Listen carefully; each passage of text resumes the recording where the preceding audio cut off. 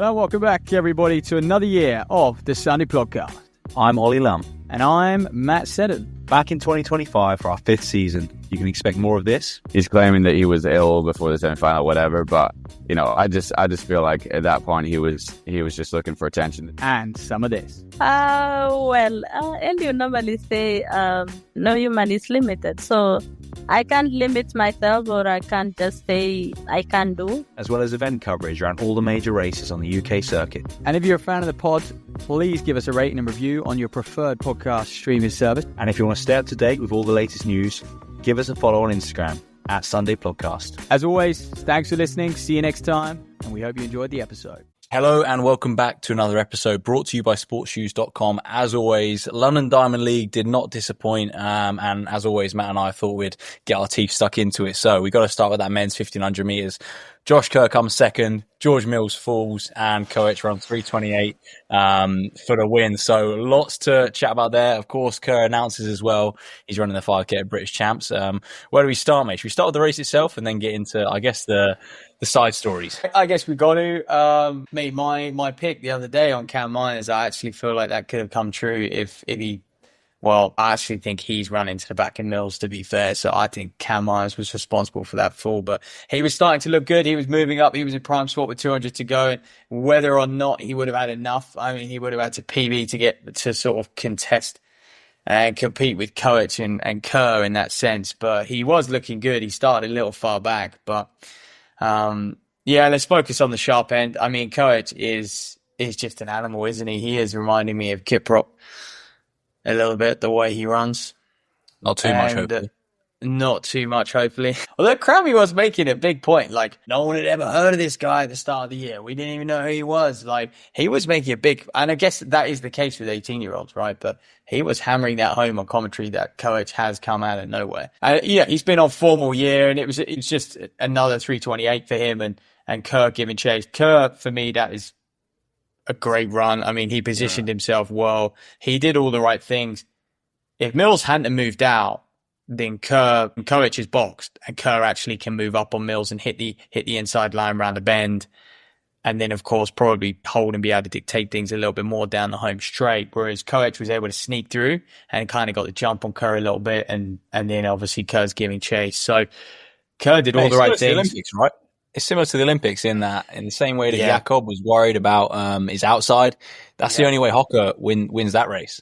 So I felt a bit sorry for Kerr in that sense. He's doing the right things, but I think you can't make excuses. And I think he'll have to look at how he stops other people from opening up the inside. Do you know what I mean? When he's on the shoulder, like you got to do something to negate that. I think, you know, if you're Koech, he kind of just got lucky in that sense, to be honest. And I don't think Kerr can control what others are doing in the race. I think he just has to put himself in the best position. And yeah, he did that today. And he said himself, he didn't quite have the legs. I mean, he's 8 weeks away from the World Championships. And so he's got plenty of time. I think he's looking like, I mean, we'll see some others. I think what's going to be interesting, we haven't got a Diamond League now for a month. So those Diamond Leagues in August are going to be very interesting. Who races where? What are they doing? How people are shaping up? Because we're still quite a long way out at the moment. I think that Celestia Diamond League might be the first time we see Jakob. That's the 16th of August. So everyone's got their national champs to go and stuff as well. But yeah, Kerr was faultless. I thought he just didn't quite have the legs. The deer in third, 3:31. I think all of those guys behind got affected by the fall, didn't they?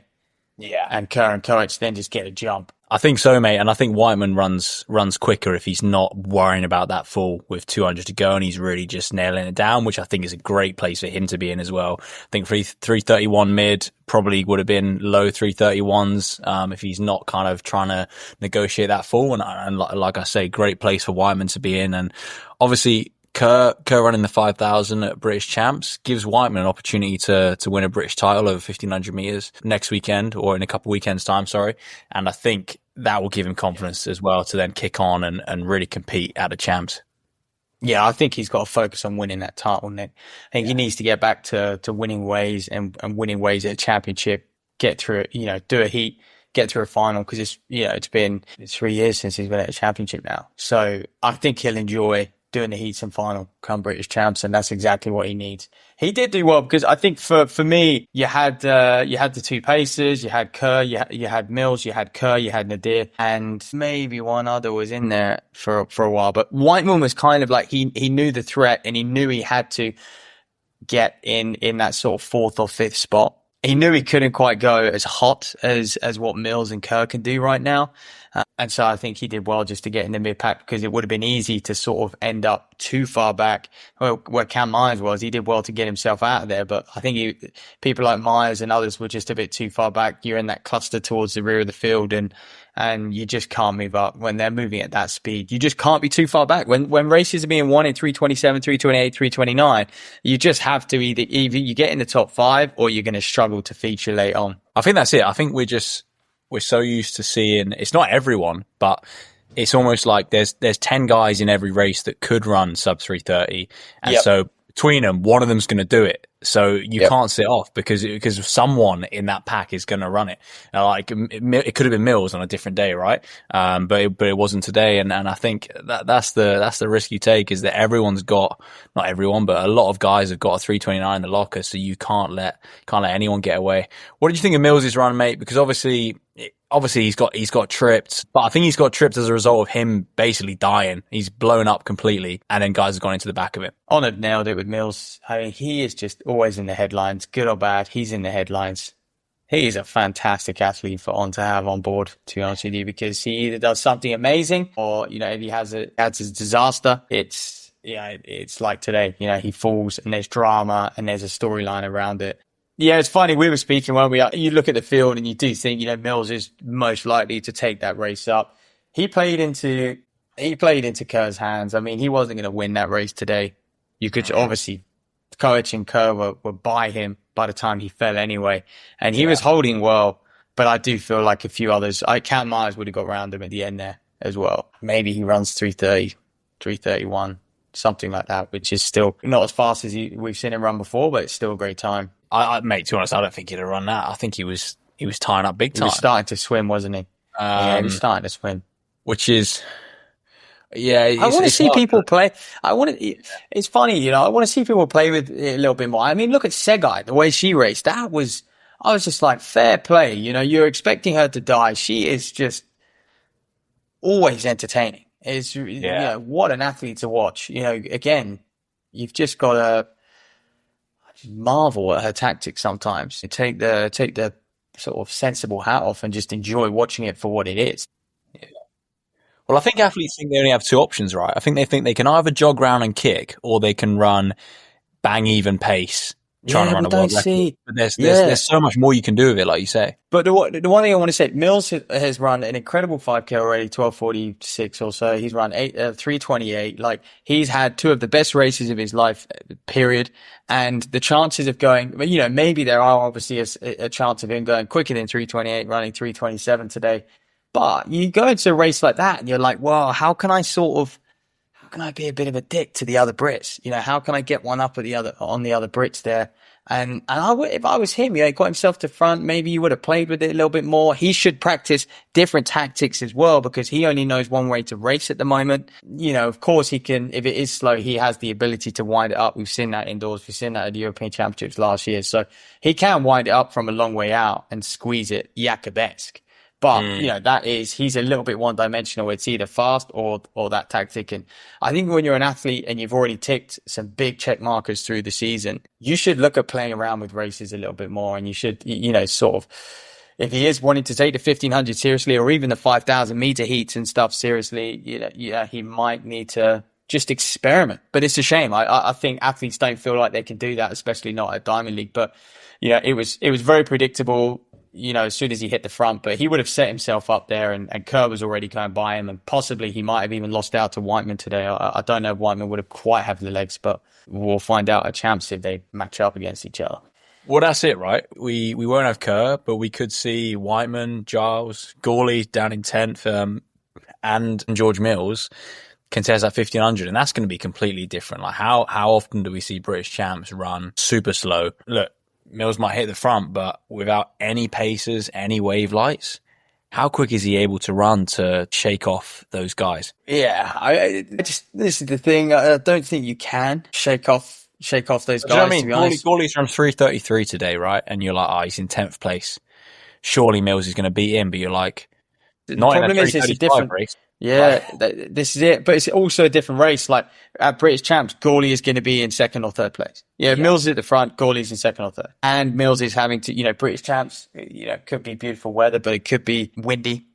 It could be raining like it was today. Like it's very unpredictable weather as well. And Gawley's going to be paying much closer attention. At halfway, I reckon there was, in fact, let's have a look. Might have it in front of me, mate. I did like how they all jogged in, by the way. I thought that I did chuckle. There's hope for you still, Lum. I mean, 418 Mills around today. Mate, I was thinking, do they only get paid if they jog in? It was a bit weird. I think one of them decided to jog in. I reckon they all just thought, yeah, we'll cruise in now. Yeah, wanted some extra airtime. Yeah, I mean, Gawley was 2 seconds off Mills at halfway. Yeah. It's never going to happen at British Champs, is it? Well, that's it, mate. And you're like, Mills, right? He takes this out hard. You've got world-class 800-meter runner in Whiteman, world-class 800-meter runner in Giles, and then probably the best kicker in the 1500 in a slow race following you. That is not a good position to be in. No. It'll be fascinating. But will him and Kerr decide to have a matchup in the 5,000? That would be Jesus. I guess think the issue there is for Mills, he then can't double, right? They're not going to take him if he doesn't contest a 15, or would they? Just take him anyway. He has run 328. But can you deny Giles, Whiteman, or Gawley if they all come top three? Yeah, I think you can deny Giles. Yeah, Might be hard. I mean, worse picks have been done over there, have been made over the years. True. But say it goes Giles, Gawley, Look, Whiteman. I think BA's thing have always been like, we want to take athletes who can make finals, come top 8. And I think if you had Mills and you had Giles, out of them, you would back Mills, his track record or whatever, but he would have more of a chance of making the World 1500-meter final than Elliot Giles. Yeah, I think you say that, but I think the argument would be, well, he Possibly doesn't Gawley need at to this run. rate too, yeah. The argument, I great think, for would Gawley. be he doesn't need to run the 5K at British Champs. So why didn't he just do the 15 at British Champs? Yeah, but I think... that's the issue. Yeah, but as long as you just do one event, they're happy. Yeah, as long as you turn up and contest one event, British athletics are usually happy. And whether he decides, I want to get championship experience in the 5, I think he would have an argument at both. If he contested the 5, I would actually probably support that a bit more because I'm like, that's an area, if he could do the 5K, put away Kerr. I'd be stunned if Westie's racing. Is Westie racing tonight? I think it's Houston tonight. I think Westie might be racing tonight. So we'll look out for that. I'll probably get that up. European under 23s tonight, mate. I'll probably just won't leave the TV, although I have got to do some painting today. So I'll try and multitask. But where were we, man? Yeah, I think it would be more impressive if Mills does the 5K. If Kerr wasn't in there and Mills does the 5K, I mean, you would expect him to absolutely destroy it. And even now, I think he could put away Westie any which way he wants. Westie's not having the best of years. No, but you just can't count him out in any sort of British Champs race, I don't think. You can't, but I mean, 12 months ago, Mills had just snuck 13, and now he's running 12:46. And then the year before that, what was Mills? Like, 30. Mills did the 1500 anyway, didn't he? So, yeah, that's irrelevant, actually. Yeah, I mean, I think Mills would destroy him. He'd destroy him. But yeah, it's good because the 5K, I think, obviously we'd be looking to like Scott Beattie, but he's racing tonight as well. So see what he can do, having potentially another crack at the standard. But anyway, all that to come, mate. In a British Champs preview next weekend. Back to the Diamond League, and I think that wraps up the men's 15. Obviously over to that women's mile that you mentioned before. Segai 4:11. She was getting a bit of I don't know, like the Crammy's commentary. He was going in on her a bit, saying, is she even going to finish this race? Comes back in 4:11 and wins it. And I thought that was a bit premature from him to kind of write her off so early. I was a bit surprised with that Jess Hull just couldn't really get a slingshot on her after she did catch up, Yeah, well, a 60 opening lap is extremely fast, but they did that's, they have run that before, especially 60. I mean, Kip Yegon's world record. If Segai was in the same race as Kip Yegon, she'd be on her tail to 1100, 1200 meters of the race. I mean, Jess Hull the same. So actually running a 60-61 opening lap isn't alien for these women. No, I think it was just the fact that Hull was sort of, had it not been for the pacer, I think Hull might have kind of bridged the gap a little bit more than she did. But because there was a pacer and a wave lights, I think Hull was like, okay, I'm just going to sit here and maybe Segai is just being crazy. But you got to give it to Segai. I mean, she's still running exceptionally fast over the 5,000. yeah, In when Chever broke the world record, like she was there till really late on in that race, like till a few hundred meters to go. She is an incredible athlete, and yeah, today just showed it again. And it was exciting for us at home for sure, like seeing Hull just close up on her. But hey, look, she's front run a 4:11 gun to take with pretty poor pacing. Shows you how good she is. And I think she killed Hull when Hull finally got back onto her with 400 to go, 450 to go. I think Hull's like, right, this is it. I'll just go by on the back straight. And then Segai put her foot down and just extended a little, and then that killed Hull. I think in that moment when you have in your head you're about to go past someone, and then they just have, and you think they're tired, they have another gear, it blows you. And I think, Hull still ran a Australian record in the area, still ran 4:13, but I think she'll be like, I didn't quite have as much as I thought I did at that stage. Yeah, for sure, mate. And Healy in third keeps being consistently up there in these Diamond League races. I wonder where Georgia Hunter-Bell would have come in this race, because that's the sort of a race she likes, right? If she was sitting back with the likes of Hull or even back in Healy's group and then coming through, would have been interesting to see. But mate, should we move on to that women's 800, because she is ridiculous. Well, I mean, we're still every week, I'm just like, surely she got to be thinking about the 800 in Tokyo. The 8 to 15. Let's touch on Walk On Loan a little bit, and Erin Wallace and Katie Snowden. Obviously, they're all running 4:20, which, by the way, is still a cracking time for these women. I think when you look at their, just want to look at their 1500 times. I think Hull was like a 3:55 at 1500. Well, 65s, isn't it? 4:20, so they're not far off 4 minutes. Yeah, 4:02. Yeah, 4:02. Yeah, they were running 4:02. Katie Snowden a little further back, not looking great going into the trials in 2 weeks' time for Katie Snowden. But yeah, Erin Wallace, can she sneak on that team? But yeah, Rebecca will not know. I mean, Georgia Bell is a weird one. I mean, it would be Georgia Bell v. Keeley if she did the 800. Like, it would genuinely be Georgia v. Keeley, and that is a better prospect than Georgia Bell v. Segai, Kip Yegon, and Jess Hull. Yeah, I mean, and the rest. Georgia Bell's record against Hull is not good, to be fair. Hull has beaten her so many times, over 1,500. Yeah, and you just think, I thought the way that she got boxed, stayed completely calm, swung wide once the gap opened, and then just cruised past today, was showing how much quicker she could go. Like if she kind of did, like got on it in a real quick 800, she's running way quicker than what she ran today, 156 today, but she's easily running in the 155s. I just looked up Georgia Bell's record against Jess Hull, and Georgia 0 wins against Hull, and they've raced each other 8 times. Hull's won all 8 of them. This is just the World Athletics head-to-head. They might have raced each other more than that, but officially 8-0 to Jess Hull. I think it's just the racing styles, though. Like, Jess Hull gets on the back of the leaders, and she just makes sure she's away from the field. I think the place Georgia Hunter-Bell has been in since obviously she returned to the sport has been kind of race for a medal. But to improve, she can't be racing for a medal. She needs to try and win the race. I see her doing that more over the 800 than in the 1500 these days.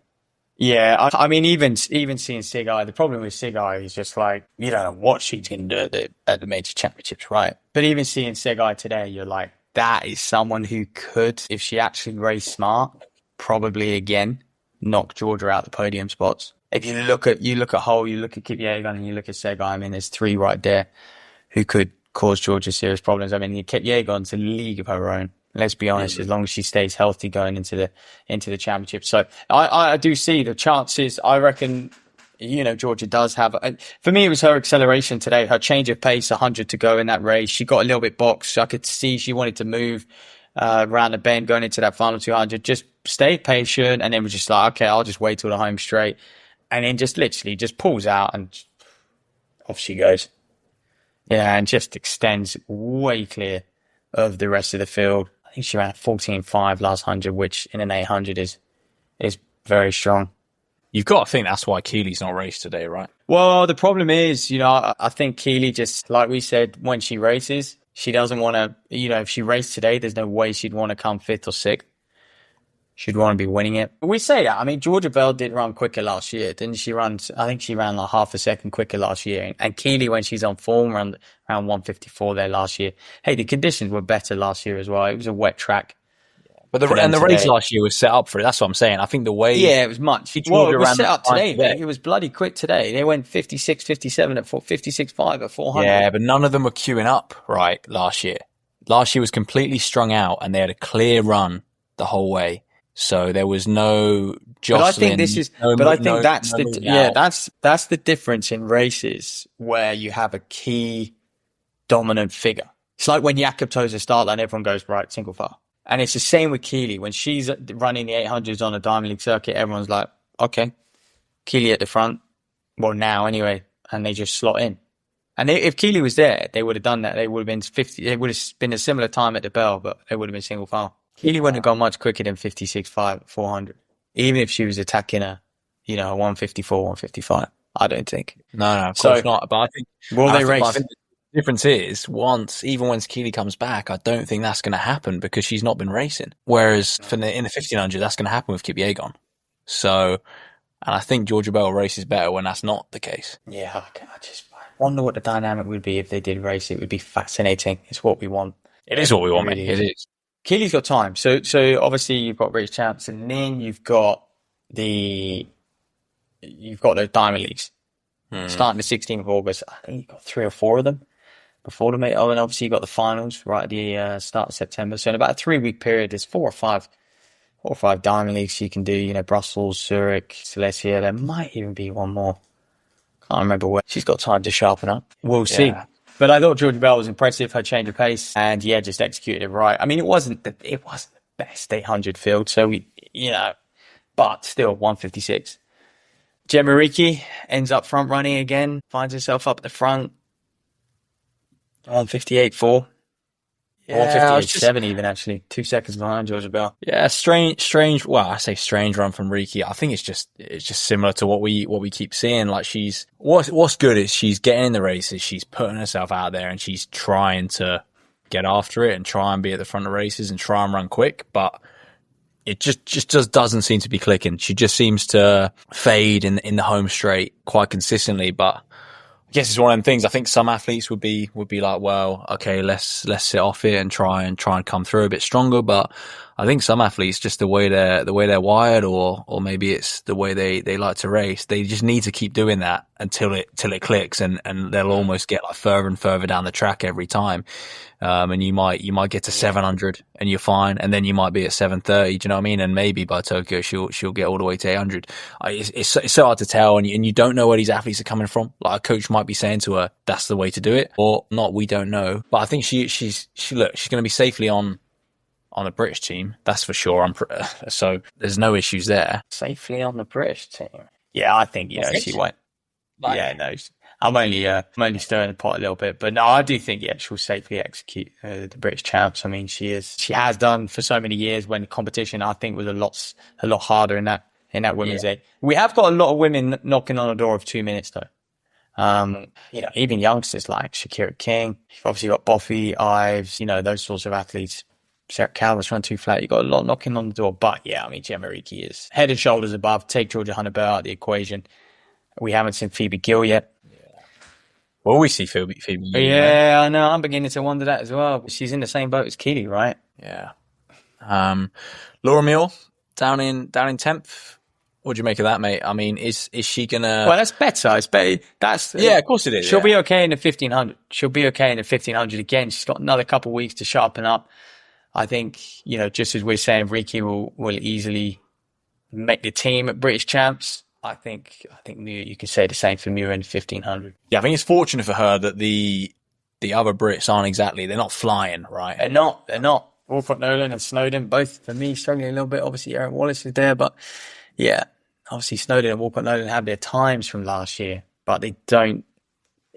Saying that though, Muir does have a similar problem that someone like Mills has when he does a 1500 is with that, she's clearly struggling a little over 800. Yes, she's happy to be back, but 203, I think last week, now she's run 2 minutes in what is probably the fastest 800 she's going to run this year or have the opportunity to run, just given, the way it's set up, the stadium, 60,000 fans, it's a fast track. There was hardly any wind, all of that kind of stuff. Yeah. And so you're like, well, does she have the wheelhouse against someone like Walcott Nolan? Definitely not. I mean, Georgia Hunter-Bell will be able to destroy that 1500. But if she races the 1500, this is the thing. Like, depending on what events, these athletes choose to run, it just changes the dynamics so much in the British Champs. We could see a scenario where Keely doesn't do chaps. They'll obviously still take her. Keely will go to the World Championships. Britain will take her, obviously. And so we could see a scenario where she doesn't do chaps, and then therefore, if Hunter-Bell goes over to the 800 and then, makes it 1500. Yeah, who knows? But that was women's 8. Yeah, there wasn't any. Ricky's got a better chance in the 15 sometimes. I don't know. Well, I mean, she has run 3:59 this year. Yeah. She's much better over 800 than Snowden and Walcott Nolan. And she's run faster than the Michelle over 1500. But then when you get to her major champs, what does she have a better chance in? I mean, she's not making, I think she'll be pushed to make the world final over 800. Whereas in the 8, if she makes a final, it's then anybody's game. We know that. Yeah, but the 15, obviously, more people in the final. She could probably make a final in the 1500. Or be closer to, shall I say. And this is why I would like to see a bit more of like an American style trials, right? Just so we can avoid these sorts of scenarios. But it's just not feasible, right? It's not, the logistics of it is not. What, stretching British champs over 10 days? Yeah, no, that's what I mean. But not feasible, mate. It's just I don't like the idea that we just, you can race in like whatever events you want and you just sort of pick and choose. That's not really a rule. It's a rule for people who have podiumed at World or Olympic Games, or someone who is like someone like a Mills who is well inside that standard. And to be fair, when you look at the 5K, if you take out Kerr, it's going to be pretty. There's going to be a lot of guys in there who are well off the standard. Oh, mate, I don't think you're the one who thinks he should run the 5K. I don't think he should run the 5. I think he should have to run the 15 if he wants to go for the 15. That's the point I'm making. Time will tell. Talking of 5Ks, women's 5K, obviously all three women smash it. I wonder if Callie Hager-Thackeray was pacing, mate. She dropped out pretty early on. I don't know. That's the thing with the coverage. You can't really see, can you, mate? No, I couldn't really tell. I think they panned to something, and I was like, oh, she dropped out. But yeah, she dropped out at 2,400 meters. Don't know why. That's what makes you think she was pacing. Yeah. Okay, is like a good distance to drop out at if you are pacing. But anyway, Megan Keith, I was really impressed. Yeah. Ladies are flying, aren't they? Ladies are flying, yeah. I was really impressed. I mean, with Fitzgerald and Nutall, you kind of see it coming. I mean, both of them ran so well in Stockholm. An low 830 over 3K. I mean, that match, you should be able to break 1450, so you were expecting them, but both of them running 1439. And I think, mate, both of them running a 15-point last 100. Some good wheelhouse there. And then, even Megan Keith basically runs exactly the same race. When they go run a 63, 64 last lap, she ends up pretty much just staying the same and running a 69, 70, I think. But yeah, 1447 for Keith, which she ran 838 in Ireland last week. And that's actually a good run for her, like a nice season's best over the 5,000. And just, again, she's someone who's got 8 weeks as well and will probably run the 10,000 at the champs. So, and I just hope that she can go to Worlds and have a better showing than her Olympic experience. But to bounce back from that, I think has been really impressive from Keith because, it would have been easy to write her off because we didn't see her for a while, did we? Yeah, 100%, mate. And I think she's got another opportunity if she wants to run the British Champs 5K. Even though, yeah, like you say, I think she'll just go to contest the 10 to get in like a tactical race with those girls, with Hannah Nutall and Ines, to kind of really test her kick and things like that. So yeah, great to see. And I think, like you say, mate, Nutall and Fitzgerald, we've seen it coming, but actually to execute it in the race like it was today was super impressive, because I think sometimes with these fast races where they're quick at the front, it goes one or two ways, and they either get on it and blow up, or they sit off it too much and they never really get on it. And the fact that it's a great race for them to be in doesn't actually help, because they're just too far off the front of the pace. And they've done a really good job to kind of work hard and then catch up with some of these athletes that are fading at the end. And if Callie Hager-Thackeray was pacing, then obviously hats off to her for helping her teammates out in that sense, to get them halfway in a sensible time, so they can then kick on and run the times they did. So, mate, it'd be a good matchup between them in what we expect will be kind of a race outside 15 minutes at British Champs. It will be a very good matchup. Yeah, and to be fair to them, I was just double checking Callie's splits again, because yeah, I don't think she would have been pacing. She was running a lot slower than what they were running. Well, I think from 2K to 2.4K, she ran like a 75. They obviously maintained 70s. But you talk about helping out. I mean, Keith did a lot of the work in that group as well. But then Fitzgerald did hit the front at sort of a crucial time to just continue to pressure, drag them along a little bit. Obviously, they had that Georgia Griffiths as well. He went on to around 14:32 and absolutely flew. I mean, she's had a great run, stuck in what was no man's land for a little while, but they were helping each other out a little bit. You know, Nutall was probably the one who did none of the workload, and she's come out on top, and that's a big confidence boost for her, knowing that she can, well, you know, she just outkicked Fitzgerald, but they're definitely a lot faster than someone like Keith over that closing kilometre, over that final 800. And I guess they'll just be, you know, they're going to have a tough battle against Minnie Courtney as well. So the women's 5K is really holding up. It is, mate. I think Hannah Nutall she must just have so much confidence when it comes to outkicking British athletes. Yep. Mate, I mean, when she outkicked Muir indoors, and yeah, obviously Muir had an injury coming off the back of that, but yeah, she's gaining more and more confidence every time she races, and that's a really impressive run today. Yeah. Absolutely, mate. Over to, I guess, yeah, the first event for today, but the last one we'll talk about, at men's 800. Yon Yi looked a bit uncomfortable at times, but then came through at the end after relinquishing the lead. 142 flat. Maybe not as quick as we might have expected, but it's a stellar time. All the rest, Max Burgin looked great, 142.36. I think he is having his best season for sure, and it's just been great to see him kind of throughout the season as well. He's actually having a season rather than a couple races at the end of it. And then Ethan Hussey bagged himself a qualifying time down in ninth place, 144.3. So 0.2 inside of that. And Patterson, again, he's improved on his previous showing, but yeah, not where he'd want to be going into British Champs. But again, like we've mentioned with everyone else, he's still got some time. Yeah. Tough spot for Patterson to be in. Again, this could be one of the big headaches for the British selectors, the men's 800. Because yeah, you're looking at Burgin, he is looking really good and he's comfortable. In Monaco, obviously he got spiked and then he really sort of blew up, which you kind of understand in 800. But he did get after it that first 400 as well. They went through 49 high, 50 point in Monaco. He's done it again here today. He's looking comfortable going through fast, and British Champs is going to be no different. He's just going to have to rip it. I mean, that's where he is at his best, isn't it? Going through a 50 point. Now he is going to start to have a lot more people on his shoulder. Henry Jonas, by the way, went through 50 point. He ran just 50 high, around 144.1 in his under 23 heat. That finals tomorrow night against he beat Laos on that occasion. And Justin Davies as well, front ran a 144.6, making it look bloody easy in his European under 23 heat as well. So I'm looking forward to that final tomorrow night. There'll be a lot more people. There's a lot of guys who can go 50 point at 400. Maybe Max Burgin will squeeze it even more. But you're right, it's just good to see him be very consistent. I mean, is that 3 races he's got under his belt now? Yeah, and the rest, I think. I think his race. I think that's his. Oh yeah. I think he did. Was it one of the Scandinavian Diamond Leagues? Done Monaco, Paris, Rabat, and then London. So 4. Oh mate, jeez, Burgin, stop now. I know.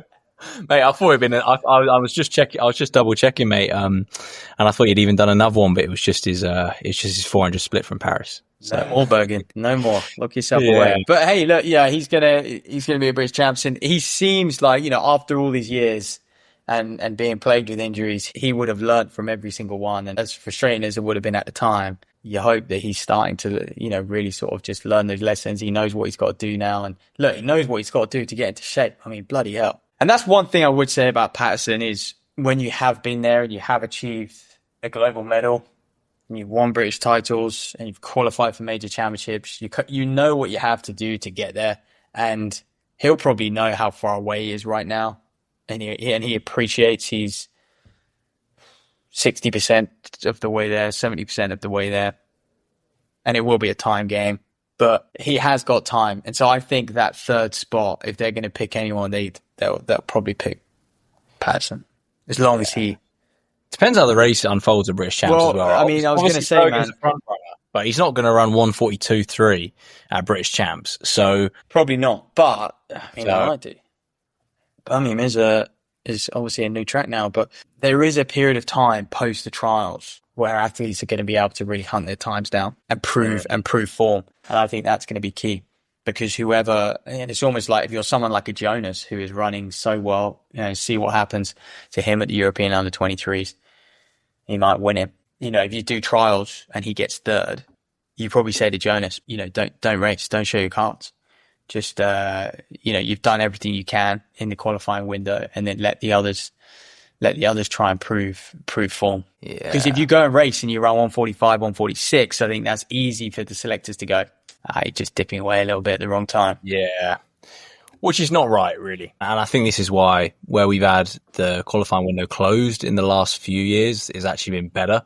Because I remember the days where everyone used to kind of go to the London Diamond League and run their qualifying times after. Yeah. Well, it would be difficult if you were someone who didn't get a lane as well. You'd be gutted. So, I'm not so sure about that myself. But I guess that's just the way the rules are. Yeah. And the thing is, the athletes know these rules well in advance, so they've had plenty of time to prep for those. Yeah, mate. So anyway, good run from Hussey, 144.3. I mean, that's sort of, he's in the mix of that M11 group, and it is paying off. He has had some good results this year, so hats off to Hussey. I was speaking to a few people and basically just saying 142 is the old 144. These are wise heads in the game, man, told me that. I'm not going to name them, but that's how we should be looking at it. It's a bit like 328 is the new 330. 142, right? Apparently. And the rest, So 328 is the new 332. But anyway, back to Wanyonyi and A-Rob, because these are the two big guns. A-Rob, I don't know what he was doing, letting Wanyonyi come through on the inside. A guy like A-Rob, he's so hard to get round. You just got to stay in lane one and force him wide. But this is why Wanyonyi is just so good, because he isn't, when you see someone like A-Rob, when his stride gets checked or he gets boxed in or he has to go wide, whatever, it really affects him. Whereas you look at Wanyonyi and he can get himself out of any situation. He can run the 800 in many different ways as well. And this is why he's just so dominant at the moment. Because he can front run an 800 if he's on real top form. He obviously wasn't today. He started to fade a little bit. They come by him and he can just come back. He can change pace. He can get out of box positions, and he's just a little bit more versatile than A-Rob. And hence why I think he just is continuing to get the better of him at the moment. Yeah. And that's so rare in the 800, isn't it? And it's Wanyonyi and it's Sajati that are able to do that. And apart from that, they're all kind of similar runners in that they want this clear run, and there's no David Rudisha to pave the way for that. So they have to try and do it themselves, which most of the time means one person comes past or it gets scrappy. And then, you're looking at Wanyonyi and thinking, how do you beat him in a scrappy race? Yeah, for me, Sajati is probably the only other one who is capable of doing that. Yeah, possibly. I don't know if Sajati's, but you're right. Sajati is the other athlete who can function in that manner in an 800 race. So, that was the men's 800. I think that is setting itself up. If these guys can stay fit and raring to go, we could see a world record pre. I think these August Diamond Leagues are just going to be electric, because that is when people are going to be. You know how Monaco always used to be sort of a month out from the major champs?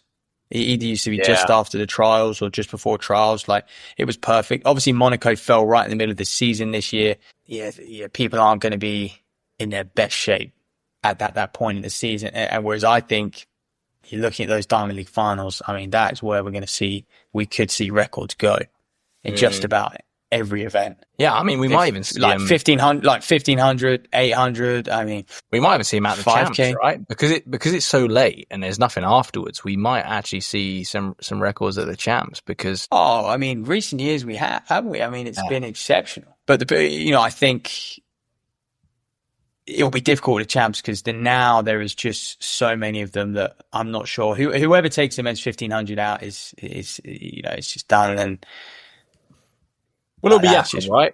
That's way too much of a risk. Way too much of a risk to take that race Jakob's out. not going to do it any other way, so he's not going to try anything else. So that will happen. Yeah. Well, anyway, mate, a little bit more news in the sport this week. Rivchep and Getich suspended. Voluntary provisional suspension as well. So she's opted for that. She's taken that voluntary suspension, hasn't, I guess, kicked back. Tested positive for HCTZ. I'm not even going to try and pronounce. Hydrochlorothiazide? Yeah. Maybe Well done, something like Close that. enough. Which basically, from our understanding anyway, is used to disguise the use of performance-enhancing drugs. So nothing from the article I read anyway, nothing to say that she's using or that there was evidence of performance-enhancing drugs, but essentially there's no reason for this to be in your system unless you were trying to mask something. It kind of dilutes your urine so that things don't show up. Yeah, which is strong, yeah. Yeah, what's interesting about this is obviously the timelines as well. A lot of people are kicking off because that world record she ran in October, this happened in the new year, and they are concerned that world record will obviously still stand. They won't be able to scratch that world record.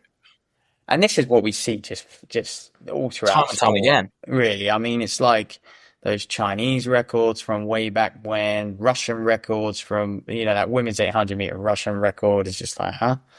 If you watch a video of that. So, yeah, it probably won't. And which is a shame because that now is just like, I mean, 2:11 was in a distance, but obviously it's a lot closer than 2:09. Yeah. And it's not just the record, it's the prize money she would have got from that and everything else that comes with it. And if you can't prove that she was doing stuff then, I presume she keeps all of that. And then you're like, how are you I guess, deterring athletes?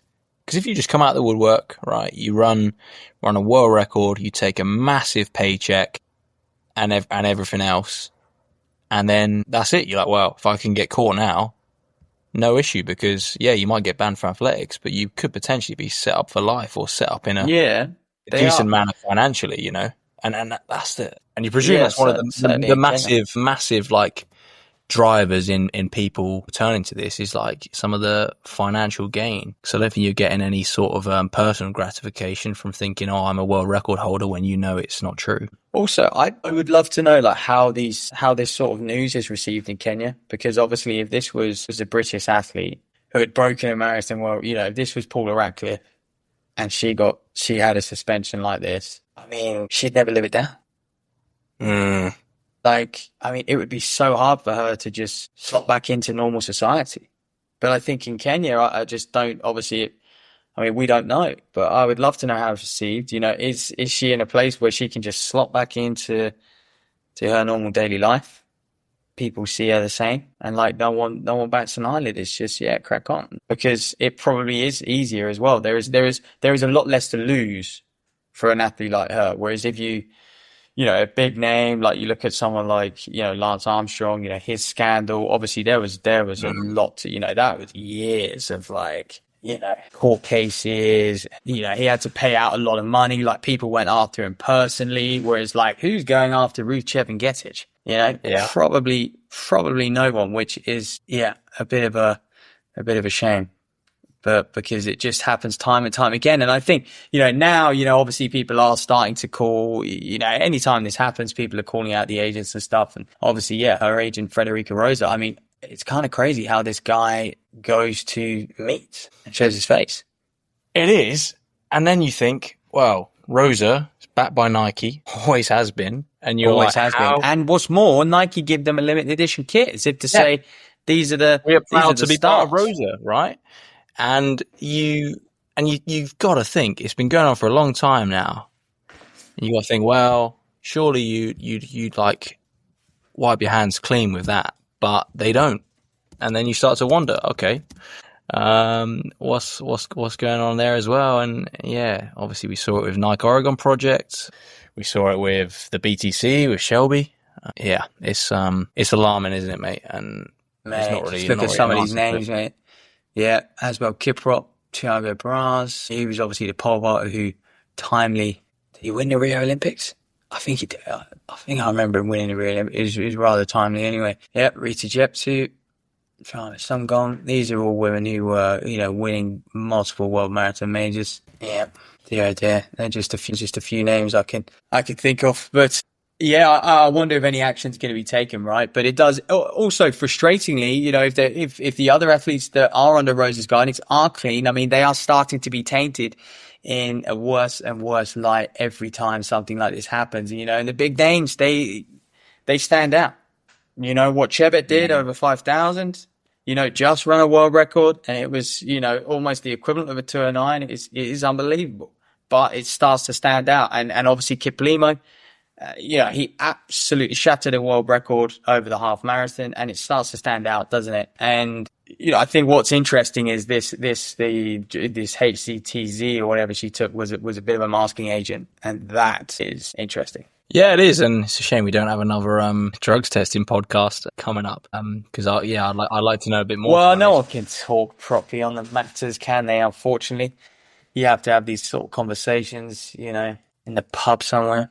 Yeah, that's it. But anyway, I guess not a nice way to finish the pod, but yeah, important. No, it's a good thing. It's a good thing. To get the news out there. So. Yeah, it's a good thing, and I think what the reason why it's a good thing, I think there are a lot of women who are trying to, and men, training so hard, doing everything they can. And when you are right at the top of your game and you've probably got hardly anything, there's no more sacrifices you can make. There's nothing else you can do to improve your performance, and you're running, let's say 2:18, which is still an incredible time over the marathon. And then someone goes and chops 10 minutes or whatever off of that time. You're thinking, Jesus Christ. You're thinking, what? Well, it's unbelievable. There's a lot of British men, right? Not running 209. There's a lot of happy British men. Yeah. So anyway, man, I mean, yeah, we'll be back. Hey, we're speaking to those listening to this on Sunday. We're going to catch up with Hugh Brasher, London Marathon CEO, there on Monday. So if you've got any questions, fire them over for us. We would love to pitch them over to Hugh Brasher and obviously talk about the success of the London Marathon, how it's continued to grow. And yeah, over 1 million people entering the ballot. And obviously the effect on when an athlete like Chep Ngetich pulls out the London Marathon, the effect that has on the event. So yeah, we've got a few discussion topics with Hugh coming up, but we are talking to him probably within 24 hours of when you're listening to this. So if you've got any questions, get them in fast. Hey, Lum, and we'll be back next week for a big episode because we will preview every event ahead of the British Championships and open our prediction contest. Yeah, absolutely. And that's the thing as well. If anyone's got any inside scoops on who's running what events at British Champs, let us know this week, and then we can make sure that we take that into account for the predictions. Or you might want to keep them to yourselves for your own prediction contest, I suppose. But yeah, look out for that next week. Hope you have a great weekend. Enjoy your Sunday run, and we'll catch you guys very, very soon.